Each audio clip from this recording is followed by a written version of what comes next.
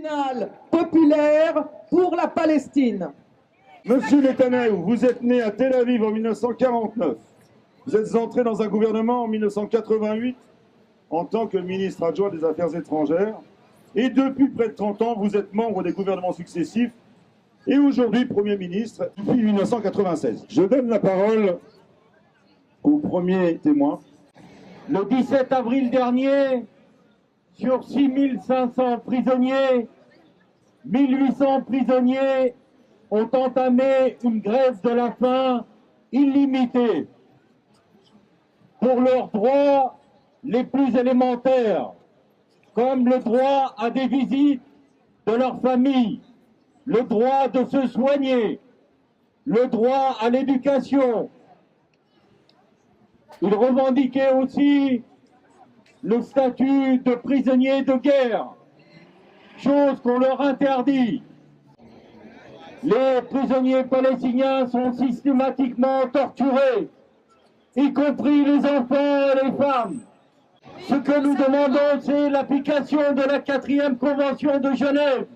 La France, qui normalement est membre des pays signataires de cette convention, ne fait rien pour appliquer cette convention. Et une dernière revendication des prisonniers, ils demandaient à l'autorité palestinienne d'arrêter sa collaboration avec Israël en arrêtant les résistants palestiniens. Je suis palestinienne qui a été expulsée de Palestine en 2013 par l'entité sioniste sous prétexte que je menace la sécurité de l'État d'Israël. Je menace la sécurité de l'État d'Israël parce que je chante et je présente la culture palestinienne, je parle de ma cause, je demande réparation, je demande à ce qu'on rende justice au peuple palestinien. Quel crime ai-je commis pour être interdite de séjour dans mon pays d'origine? Israël continue toujours à agir en totale impunité sous le regard du monde entier, la communauté internationale. À quand la justice pour le peuple palestinien? Mon père est décédé le 11 mars dernier. Il avait 75 ans. Il était chassé de Palestine en 1967. Il n'a pas pu revenir chez lui. Il est mort loin de la Palestine. Il n'a pas pu revenir voir son pays. Non à l'oppresseur. Non à la visite de Netanyahou. Criminel. Criminel. Criminel. Nous sommes actuellement plus de 7 millions de Palestiniens dispersés dans le monde arabe et dans le monde entier.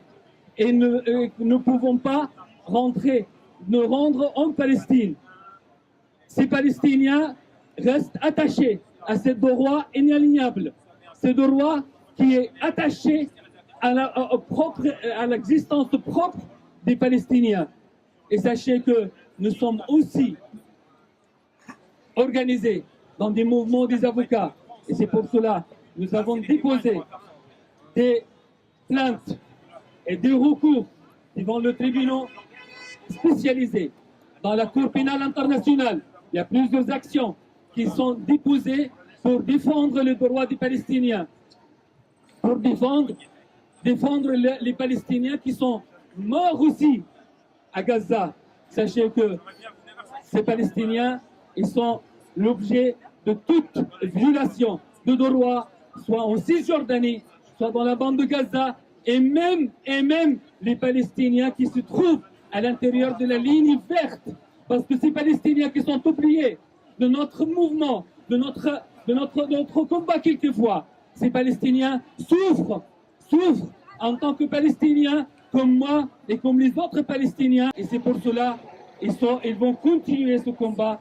Et sachez que nous sommes là et nous sommes tous des Palestiniens parce que nous sommes tous porteurs de ce message de la liberté et de la souveraineté des Palestiniens sur l'ensemble de la terre de la Palestine. Ici, je suis venu parler de cette colonisation parce qu'elle s'accompagne évidemment d'un vol de terre, d'un vol de culture, d'un vol de ressources qui est intolérable. Intolérable.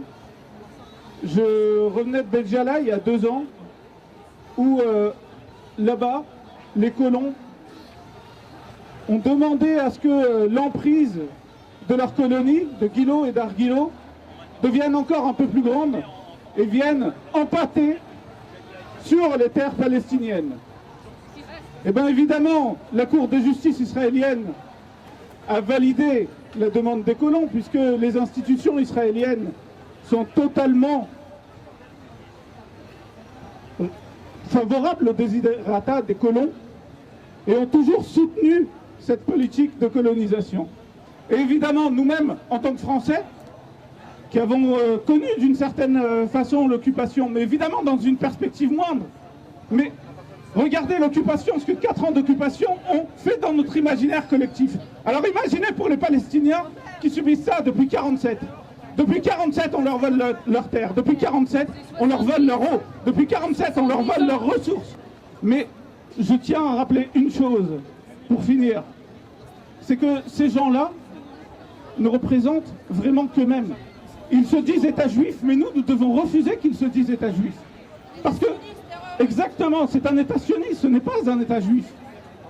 Je le dis, la religion juive, elle, interdit en plusieurs de ses commandements de tuer son prochain, de le voler et de convoiter sa maison.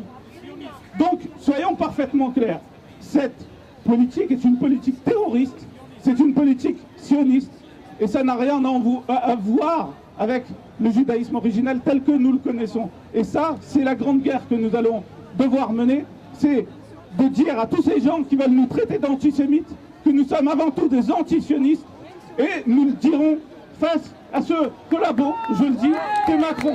Merci à vous et courage.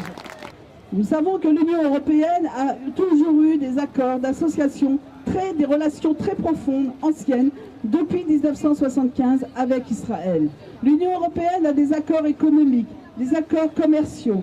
En effet, sur le plan économique et commercial, Israël est largement tourné vers l'Union européenne. Ça représente plus de la moitié de sa balance commerciale.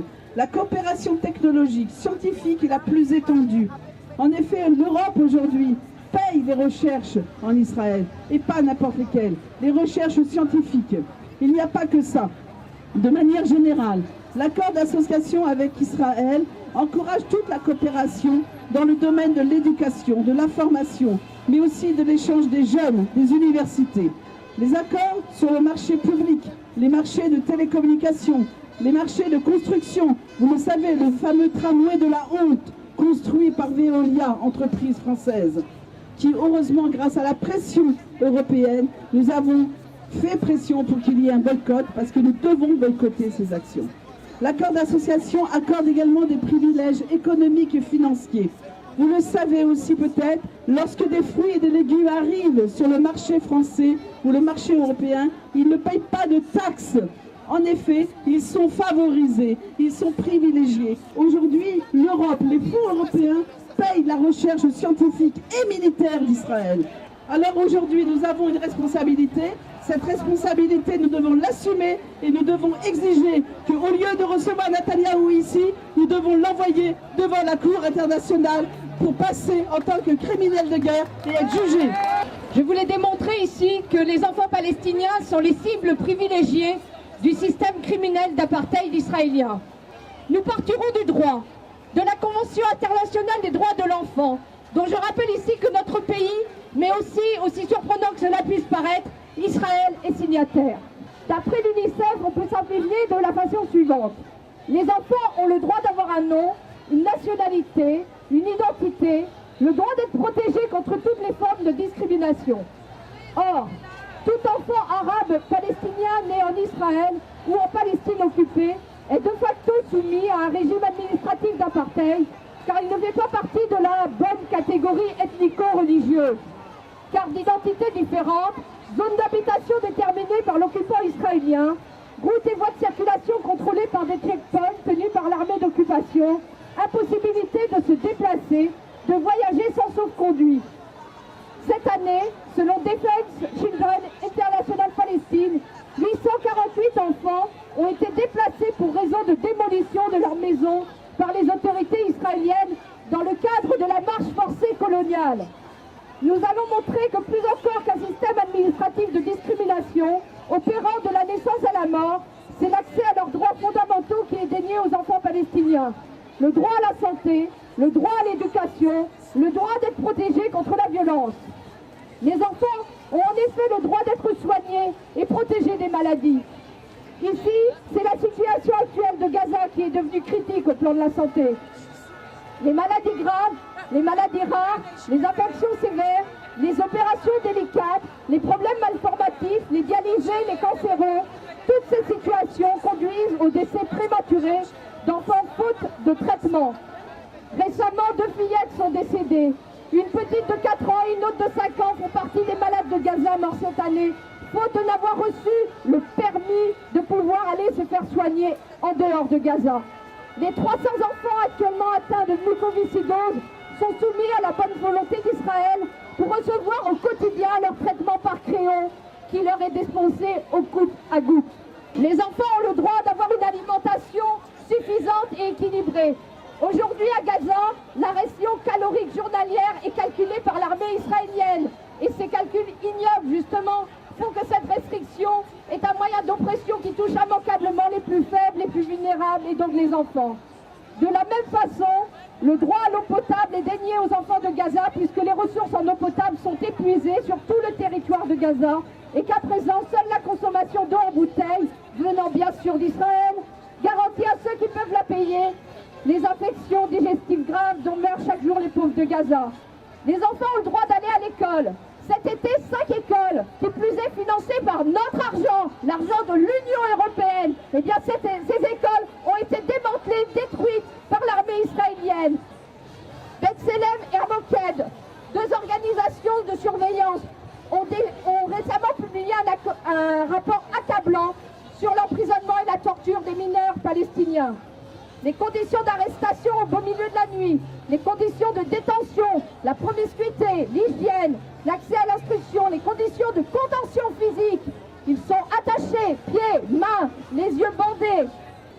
Vous, Netanyahou, en tant que Premier ministre, vous êtes responsable de cette situation. Je réclame que l'ensemble de ces crimes soient versés au dossier qui vous conduira devant la Haute Cour de justice de La Haye. Vous avez nié l'intérêt supérieur de l'enfant. Pour des raisons ethnico-religieuses, vous êtes un raciste. Je réclame justice pour les enfants palestiniens. Je vais revenir un petit peu sur l'histoire de Jérusalem, de la situation sanitaire à Jérusalem depuis 67. En 67, à l'occupation,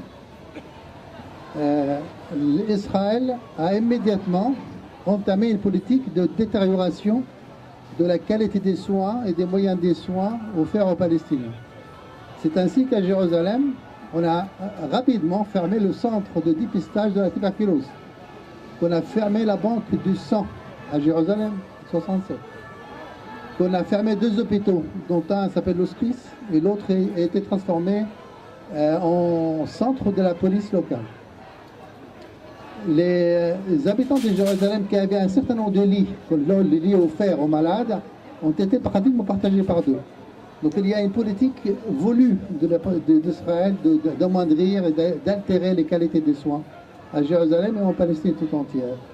Donc effectivement, tout est difficile pour un Palestinien, tout est difficile pour un habitant de Jérusalem, mais Jérusalem, j'en fais partie, c'est ma ville, je vous promets, on tiendra bon. Merci. Monsieur Macron, qui se présente comme un témoin de moralité de Monsieur Netanyahou, en l'invitant un 10 décembre, c'est-à-dire le jour international de défense des droits humains, ce qui est quand même un symbole particulièrement odieux de ce que la France entend par les droits humains. Monsieur Macron, quelques semaines après son élection, au moment de la commémoration de la rafle du Veldiv, a invité Monsieur Netanyahou, le prévenu, comme représentant des Juifs, ce qui déjà est un énorme problème. Mais il ne s'est pas contenté de ça.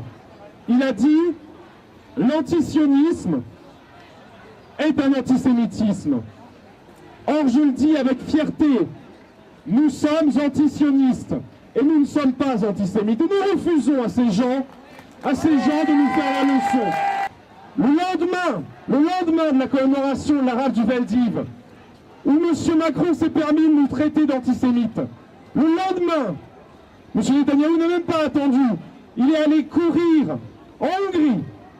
En Hongrie où il y a un grave problème, souligné par les membres de la communauté juive hongroise, de réhabilitation de l'antisémitisme, qui a été un massacre entre les deux guerres et surtout pendant la Deuxième Guerre mondiale. Il est allé embrasser M. Orban, lui dire que tout allait bien, au moment même où M. Orban lançait une campagne antisémite, où M. Orban réhabilitait le maréchal Horthy. Le maréchal Horthy, qui fut le dirigeant, le dictateur de la Hongrie de l'entre-deux-guerres et pendant la Seconde Guerre mondiale, où il collabora activement avec les nazis, est l'auteur de la première législation européenne antisémite, c'est-à-dire visant clairement les juifs, créant un statut spécial des juifs, un statut discriminatoire dès 1920. Je terminerai pour dire, il ne s'agit pas d'un dérapage de Macron, ni cette invitation dimanche, ni la déclaration en disant antisionisme égale antisémitisme. M. Macron était déjà ministre d'un gouvernement, et nous devons nous en souvenir, et nous n'oublierons pas, d'un gouvernement qui, après avoir chanté un chant d'amour à mon cher Bibi, comme il l'appelle, alors que Gaza était écrasé sous les bombes, a interdit en France les manifestations de solidarité avec la Palestine, avec le peuple de Gaza. Ceci, nous n'oublierons pas. Ce rassemblement confirme que la décision de Trump ne va pas. On va dire que la décision de Trump qu'il a pris de considérer et reconnaître la Jérusalem al-Quds comme capitale pour l'occupant, c'est une décision terroriste. On va dire que Trump, aujourd'hui, par cette décision, invite à la haine, invite à la terreur, invite à la violation. C'est une invitation à l'instabilité. Nous sommes des gens de paix. On veut vivre en paix. Trump, par cette décision, invite l'occupant israélien à encore avaler la terre palestinienne. Merci de votre présence. Votre présence est très importante. Et moi, je vous dis, on va changer cette décision par des manifestations ici et partout dans le monde. Merci. Donc heureusement qu'il y a ce procès aujourd'hui, car aujourd'hui je suis là pour dénoncer tous les bombardements qu'il y a eu à Gaza, dont on entend parler, tous les bombardements massifs. Il y en a eu au moins 4 ou 5 depuis ces 6-7 dernières années, mais tous les bombardements également qu'il y a au quotidien, puisque la plupart du temps c'est pas du tout médiatisé, et c'est au quotidien que la population de Gaza subit des humiliations, mais aussi des bombardements, notamment à chaque fête religieuse ou fête de fin d'année. D'ailleurs, les bombardements dont on a le plus entendu parler, qui ont fait le plus de victimes, sont ceux de 2008, l'hiver 2008-2009, à l'époque où Obama venait d'être élu. Et Netanyahou était déjà au pouvoir, il n'a pas rendu de compte par rapport à ça. Et parmi les victimes, on en compte plus de 1400, dont les 3/4 étaient des enfants, des femmes, des civils, des victimes innocentes. Aujourd'hui, notamment sur les derniers bombardements de l'été 2014, on nous parle beaucoup de boucliers humains utilisés par le Hamas ou par d'autres, mais ce sont essentiellement des civils qui sont visés à chaque fois et qui aujourd'hui, on ne leur a toujours pas rendu justice, on en parle à peine. Monsieur Netanyahou, s'il vous plaît. Veuillez avancer. S'il vous plaît. Ça suffit. S'il vous plaît, monsieur. Pas de menace et pas de menace du côté du public, s'il vous plaît. À vous la parole. C'est un complot. C'est forcément un complot. D'ailleurs, je ne vois que des antisémites autour de moi. Vous nous en voulez toujours. Quand on bombarde, vous n'êtes pas d'accord. Quand on arrête de bombarder, vous voulez qu'on continue ou quoi? C'est notre terre.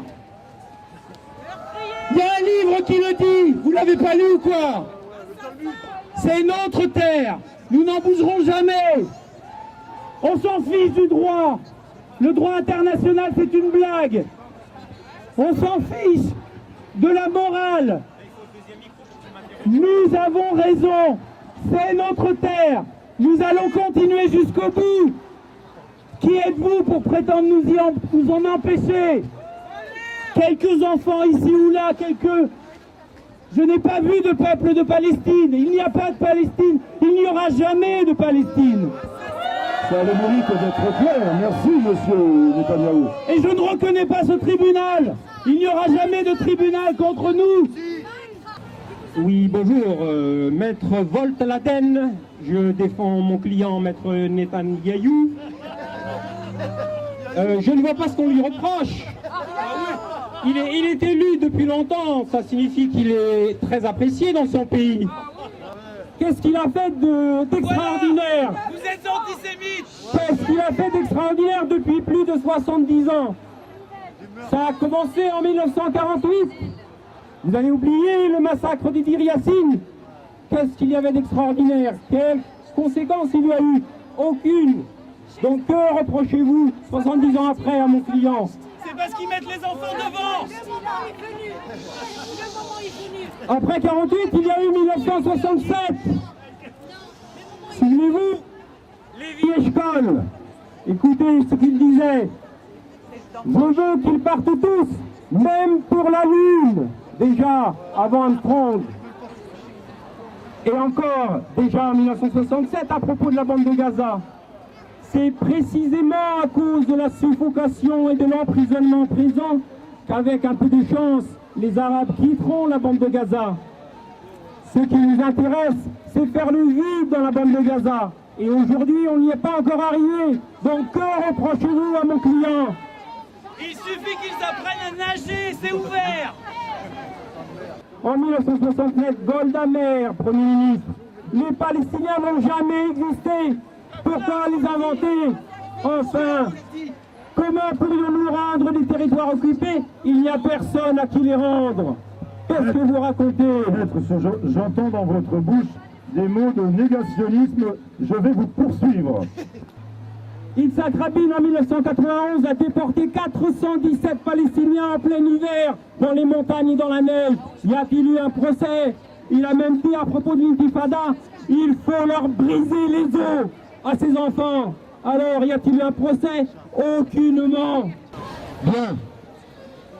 Mesdames et messieurs, monsieur le président, messieurs les jurés, après cette plaidoirie passionnée, mais qui, à mon avis, manque totalement de sincérité et de vérité, je vais requérir contre le prévenu, monsieur Netanyahou, des peines qui me semblent aller dans le sens des témoignages qui se sont succédés, des témoignages particulièrement graves, mais des témoignages totalement avérés et prouvés depuis la venue de M. Netanyahou au pouvoir en 1996. Je déclarais donc M. Netanyahou comme étant criminel de guerre, car les criminels de guerre sont ceux qui contreviennent aux conventions sur la guerre, et notamment sur la démolition des maisons, l'utilisation de bombes au phosphore ou à fragmentation, etc., etc. Je déclarais donc également M. Netanyahou criminel contre l'humanité, puisque le crime contre l'humanité est défini, selon l'ONU, par l'assassinat, l'extermination, la réduction en esclavage, la déportation et tout autre acte inhumain commis contre toutes les populations civiles avant ou pendant la guerre, ou bien les persécutions pour des motifs politiques, raciaux ou religieux. Monsieur Netanyahou, donc, à lui tout seul, rentre dans ces deux cadres. Je déclarais donc que M. Netanyahou est un criminel de guerre, un criminel contre l'humanité. Je requiers donc, par rapport aux meurtres répétés sur la population palestinienne, hommes, femmes et enfants, commis par M. Netanyahou depuis 20 ans, je requierai donc la perpétuité. Pour le transfert forcé de population palestinienne, je requiers la perpétuité. Pour l'emprisonnement et les formes de privation grave et de liberté physique, je requiers la perpétuité. Pour la torture et les traitements inhumains, dégradants contre le peuple palestinien, les femmes, hommes et enfants, je requiers la perpétuité. Pour le crime d'apartheid, je requiers la perpétuité. Et également pour les souffrances et les atteintes graves à l'intégrité physique et à la santé physique ou mentale des Palestiniens emprisonnés et torturés, je requiers la perpétuité. Donc je demande à Monsieur le Président, de suivre mon réquisitoire et de demander la perpétuité. Je terminerai en disant que je requiers également une peine incompressible de 99 ans d'emprisonnement. Quant à M. Macron, je laisse au tribunal de juger en son âme et conscience la peine qui lui sera infligée. Je requiers quand même contre M. Macron des forfaits qui ne doivent pas être laissés de côté. M. Macron, en effet, a commis le forfait de recel de malfaiteurs. Sera également complice d'un criminel de guerre et contre l'humanité en l'accueillant avec un tapis rouge sur le sol de France. L'accueil sur le territoire français d'un criminel de guerre et contre l'humanité doit être condamné. Je demanderai donc à Monsieur le Président, Messieurs les juges, de prononcer une sentence pour M. Macron, car M. Macron, comme tant d'autres, mais nous sommes en France, sera criminel lui aussi à partir du moment où il accepte de recevoir des criminels et à ce moment-là de justifier tous les crimes contre l'humanité et les crimes de guerre commis par M. Netanyahou et consorts. Merci, messieurs, merci, mesdames. Monsieur Netanyahou. C'est moi. Merci, merci. Monsieur Netanyahou, s'il vous plaît, silence. Voici les arrêts de la Cour. Je débute par les points essentiels que sont les libertés fondamentales. Entrave à la liberté privée. Par exemple, l'interdiction du mariage des citoyens palestiniens de 1948, c'est-à-dire les Palestiniens qui sont en même temps citoyens israéliens, avec des citoyens de Cisjordanie, des territoires occupés. Entrave à la liberté d'installation et de circulation, notamment, puisqu'ils sont en face, pour les citoyens qui participent au boycott. Violation de la liberté de conscience. Par exemple, les refusniks, que vous condamnez à la prison, qui sont citoyens israéliens. Et vous osez appeler ça une démocratie, Monsieur le Président, Monsieur le Premier ministre, pardon. Complicité de ségrégation légalisée, avec votre barrière de séparation, qui ne sépare que les Palestiniens des Palestiniens, que les citoyens israéliens ont le droit de franchir comme bon leur semble. Sans parler des checkpoints, au nombre d'une centaine, checkpoints et barrages en tout genre, uniquement sur le territoire de la Cisjordanie. Complicité de racisme institutionnel, citoyens privés de droits, liens avec l'extrême droite qui ont été rappelés ici, en Autriche, en Hongrie. Complicité dans la mort de plusieurs enfants, femmes et hommes. Complicité dans la destruction et la spoliation des biens d'autrui. Je vais suivre avec mansuétude. Vous avez de la chance que je préside ce tribunal, Monsieur le Premier ministre. Je vais suivre avec mansuétude les réquisitions de l'avocat général en vous condamnant, mais à la perpétuité, à la prison à perpétuité, mais en réduisant la peine compressible à 98 ans. Quant à M. Macron, votre complice, n'ayant pas été jugé ici, je l'invite à mettre ses actes en accord avec ses paroles, puisqu'il a qualifié récemment de crime contre l'humanité la colonisation en Algérie, à respecter les engagements pris par la France, qui a signé les résolutions de l'ONU, les conventions de Genève et la Convention internationale contre la torture, et de faire poursuivre devant la justice française les criminels et les tortionnaires israéliens au lieu de leur dérouler un tapis rouge. Je l'invite à une cure de déradicalisation, de s'éloigner des mauvaises influences qui le poussent à faire des déclarations aberrantes et dangereuses telles que, je le cite, l'antisionisme est synonyme d'antisémitisme. Ce genre de déclaration ne peut qu'induire une partie croissante de la population à faire l'amalgame que vous faites, vous, tous les jours, entre juifs et apartheid israélien. Voilà, vous l'avez dit. À obtenir, j'invite M. Macron à tout faire pour obtenir la libération immédiate du citoyen Salah Hamouri, détenu sans inculpation, sans procès et sans indication de la durée de son emprisonnement. M. Salah Hamouri, citoyen franco-palestinien.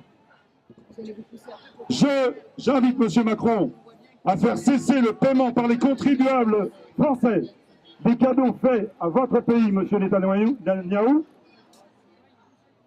et notamment de la dispense de la taxe à l'importation des produits en France, malgré le non-respect des droits humains. J'invite M. Macron à appliquer le droit de réciprocité dans les relations entre la France et Israël. Votre pays persiste à refouler des ressortissants français ou à les humilier au passage des frontières, dont d'ailleurs on se demande où sont-elles, ces frontières. Je demande à M. Macron d'appliquer le même régime aux citoyens israéliens qui viennent chez nous. Le tribunal populaire, réuni aujourd'hui, samedi 9 décembre 2017, à Paris, place de la République, appelle toutes les femmes et les hommes de conscience à répondre à l'appel de la société civile palestinienne qui nous demande de renforcer la campagne de boycott, de désinvestissement et de sanctions contre l'occupant israélien. Je vous remercie. Garde, emmenez l'accusé. Vous ne mourrez pas. Vous ne mourrez pas.